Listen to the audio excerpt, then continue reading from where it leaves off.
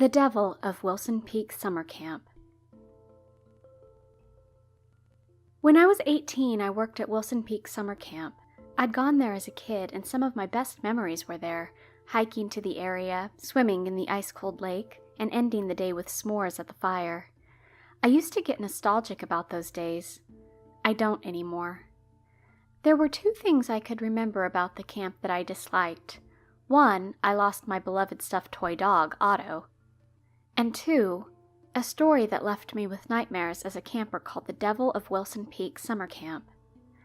I remember a counselor told it to us around the campfire one day, the glow from the fire warping his own face into some demonic form.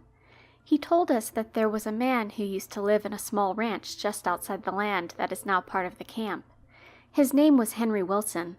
Now, most people believe that Wilson Peak got its name from the late U.S. president.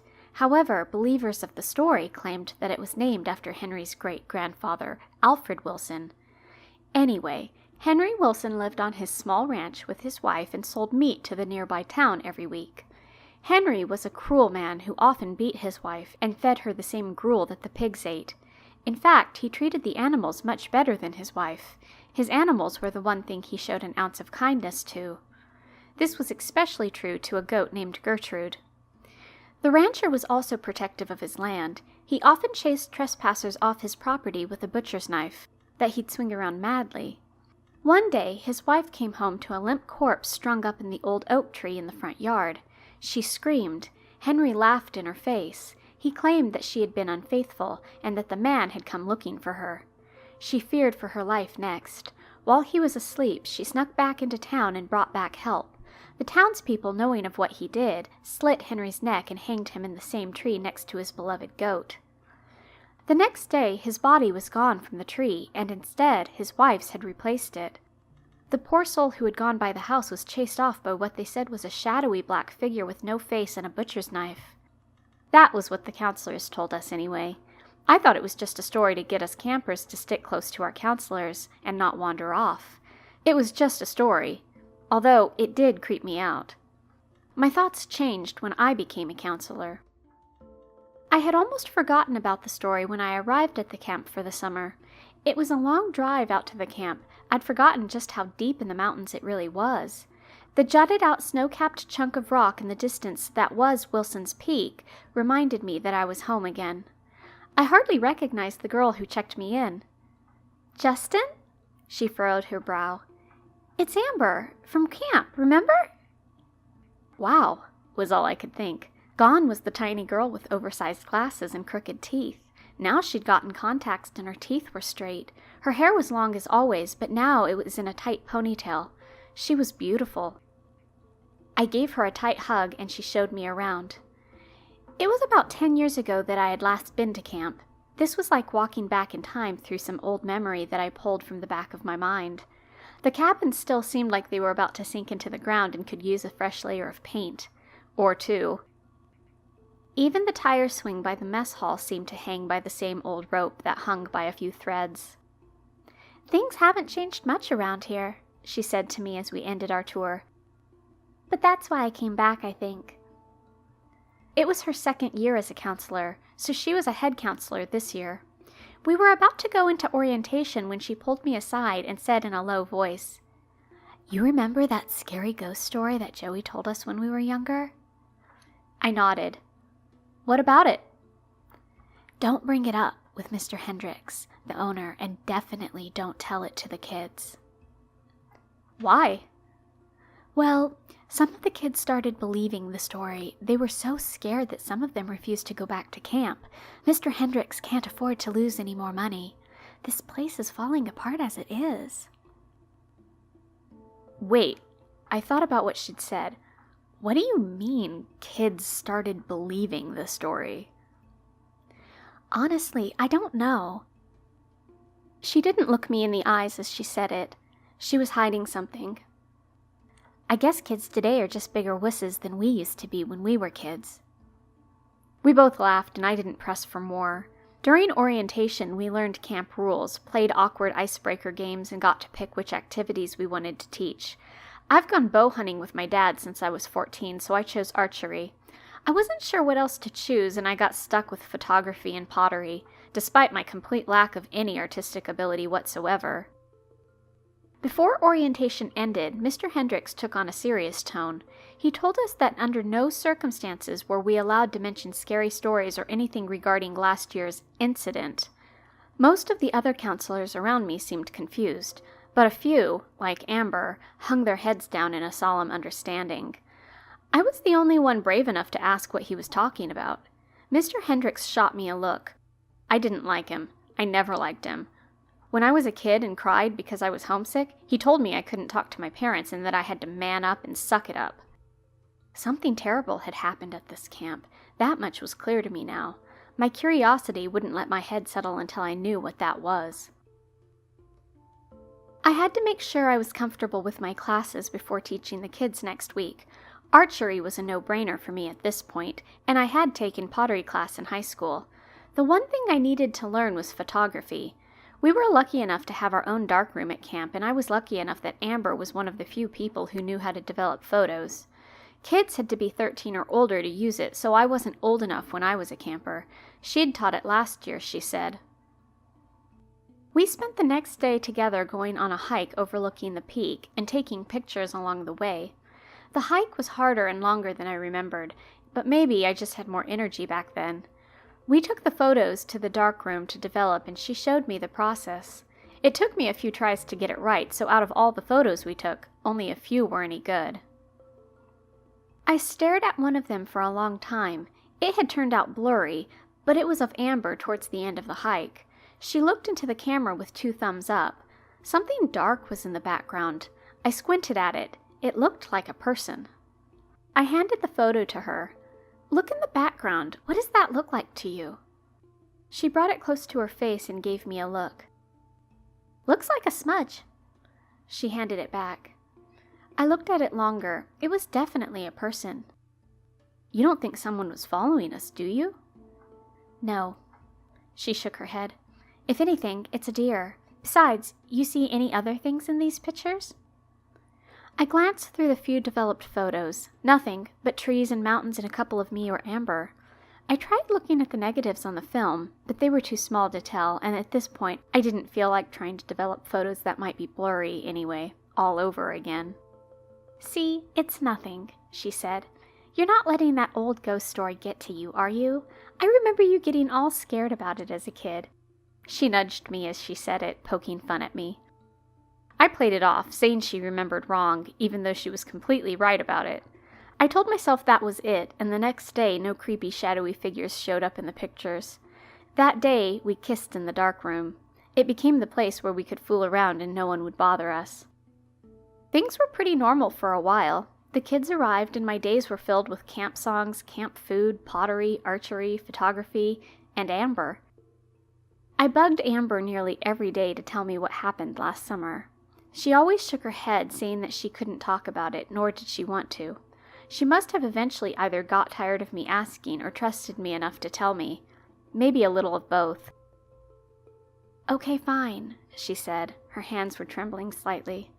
"You just have to promise never to tell anybody about this, okay?" I nodded and promised. She took a deep breath. "Okay, so there was this camper who went missing. She was named Emily Tanner. She was well-behaved and pretty popular, not the type you'd expect to wander off, but apparently she did. She was one of my campers, and she'd wandered off when we were out camping. Half of the counselors went out looking for her. I could see tears forming in Amber's eyes. It took us into the next morning to find her. She was miles away. I was the one to find her. I threw up. She'd been mauled by a bear. Parts of her were all over the place. I think scavengers had picked through what was left of her." Amber was fully in tears now, and I put my arms around her. As bad as I felt, I needed to know what had happened next, so I asked. She shook her head. "I guess they found the bear and put it down. I had to sign a non-disclosure agreement. Mr. Hendricks didn't want his camp being shut down." "And that was it?" She nodded. "As far as I know, I just can't get the image out of my head sometimes. I had to go to therapy." I didn't know what to say, so I just held her.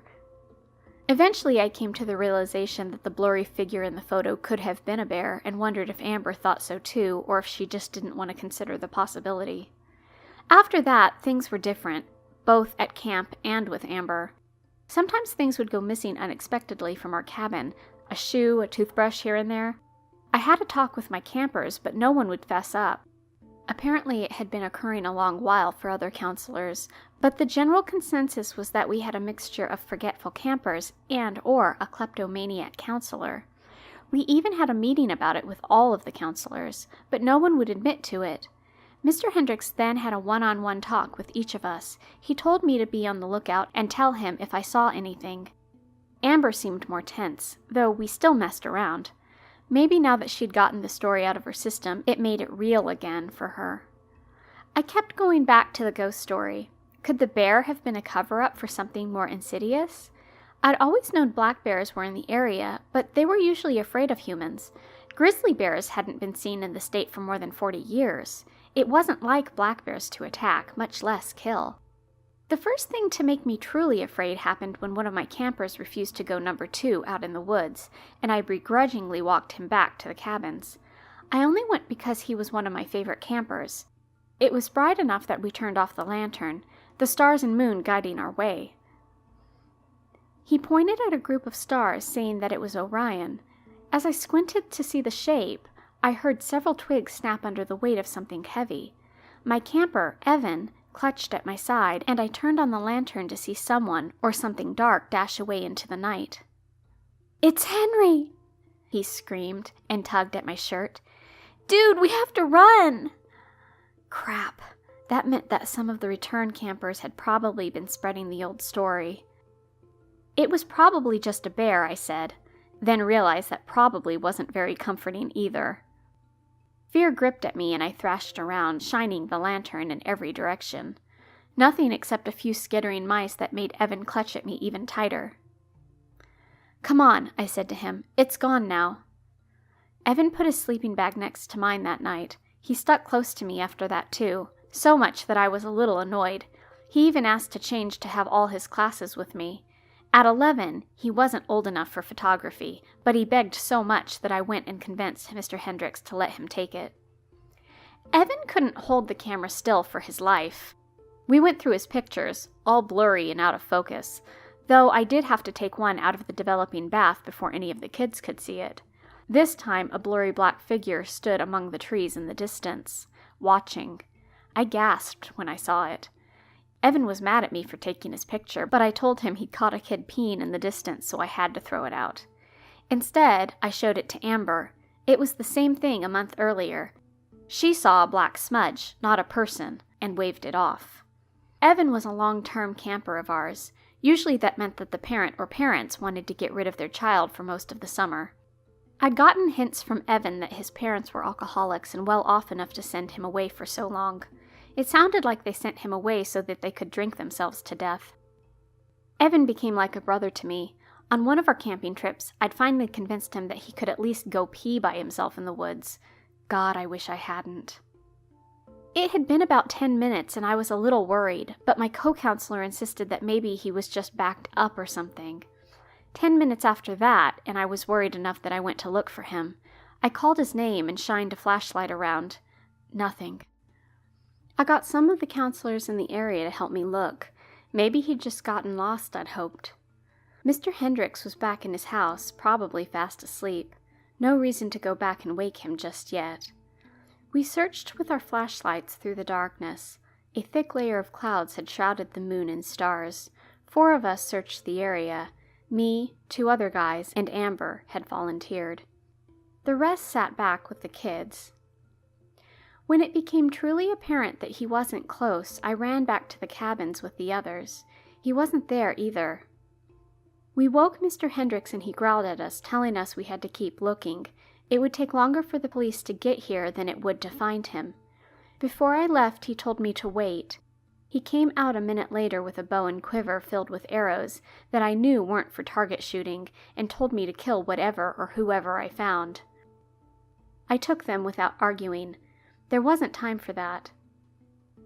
We ran back to where we'd seen him last, more counselors joining us this time.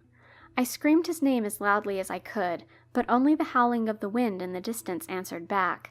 I was becoming more and more worried.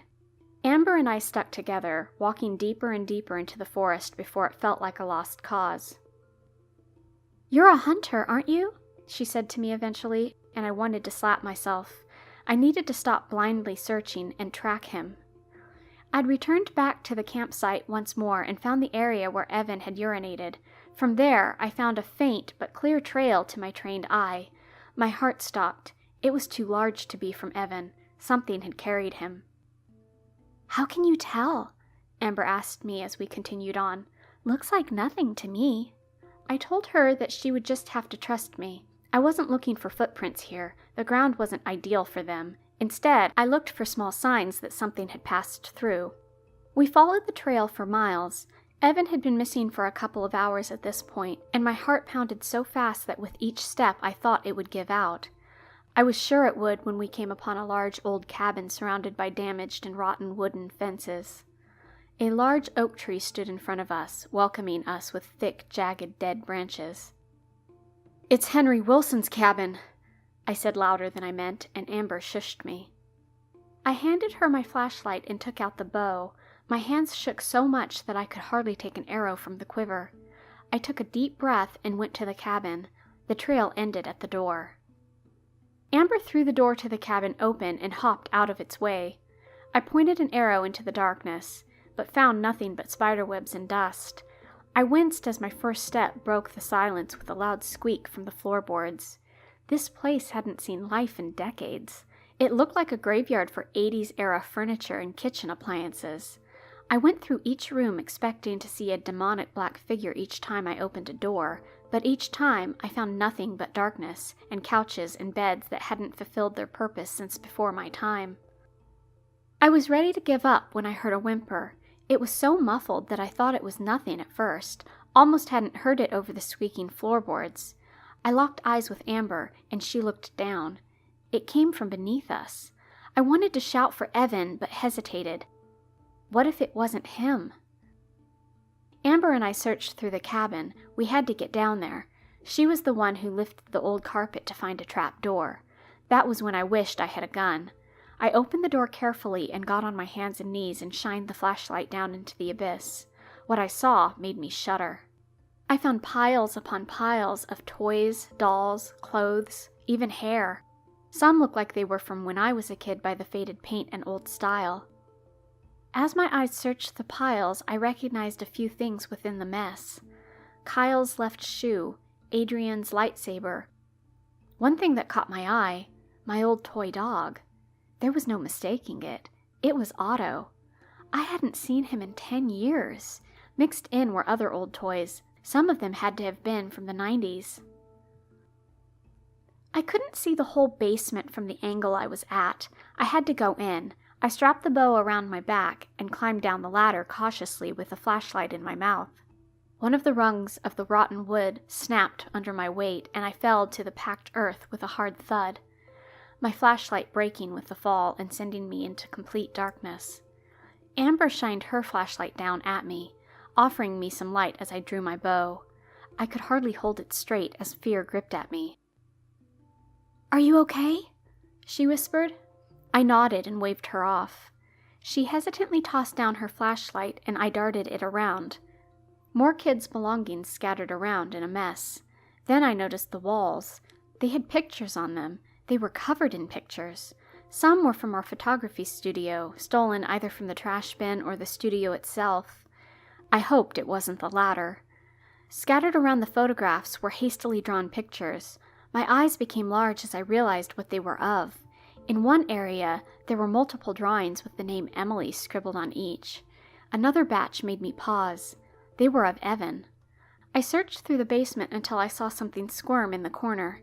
I placed the flashlight in my mouth again and drew the bow as I grew closer, and finally saw a small body in a pool of blood.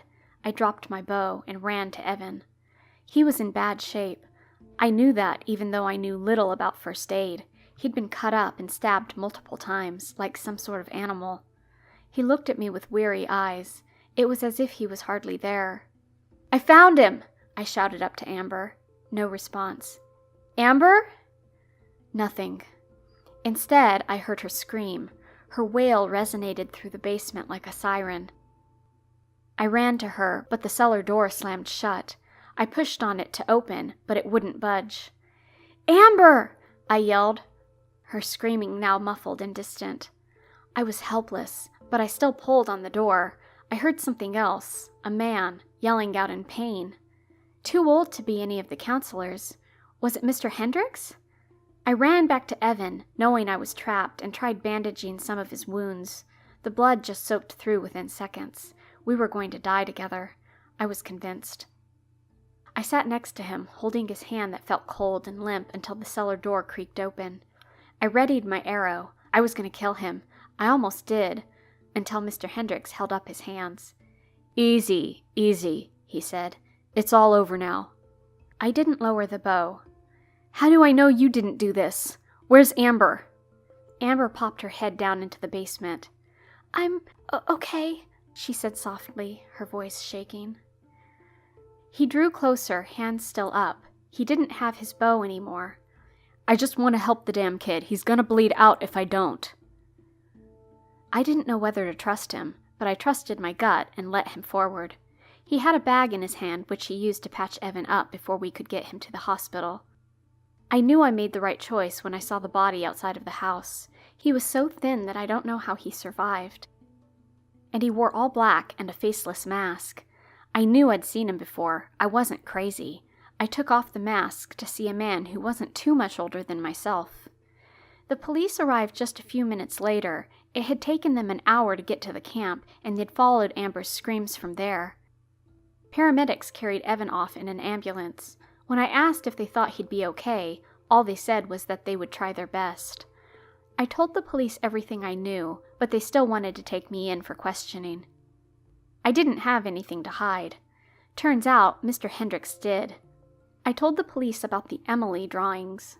Emily had been abducted in the night, just like Evan, except no one knew until the morning. He and Amber found her strung up in that old willow tree in front of the old ranch, but they couldn't find a trace of another human being.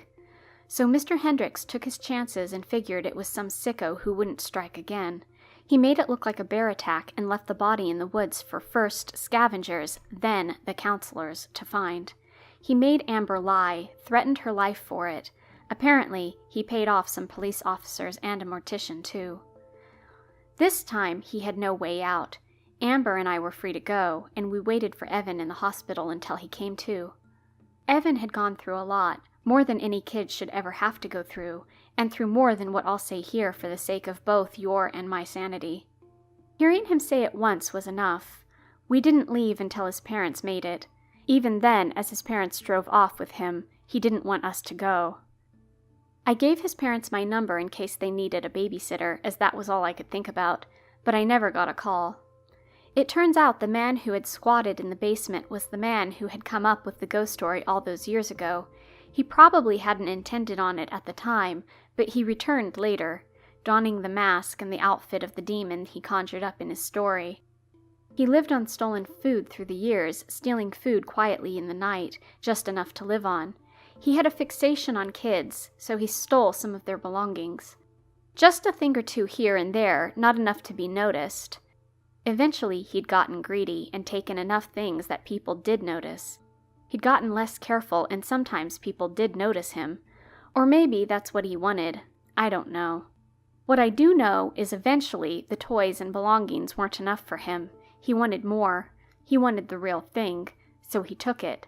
He took Emily, and when he'd gotten away with that, he took Evan. I'm glad that is all in the past now.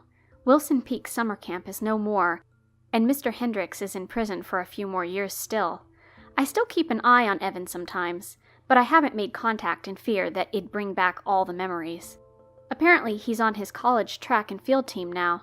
I haven't kept in touch with Amber for the same reason. She's a cashier at Walmart nowadays. Every year, these memories sprout back up around Halloween when people wear masks and costumes. This year, I was racking through the details of everything in my brain and realized something. The guy who had done all of this, he was only in his mid-20s at the time he'd begun, and they found him. If he was that young, who had been taking toys when I was a kid? back in the 90s.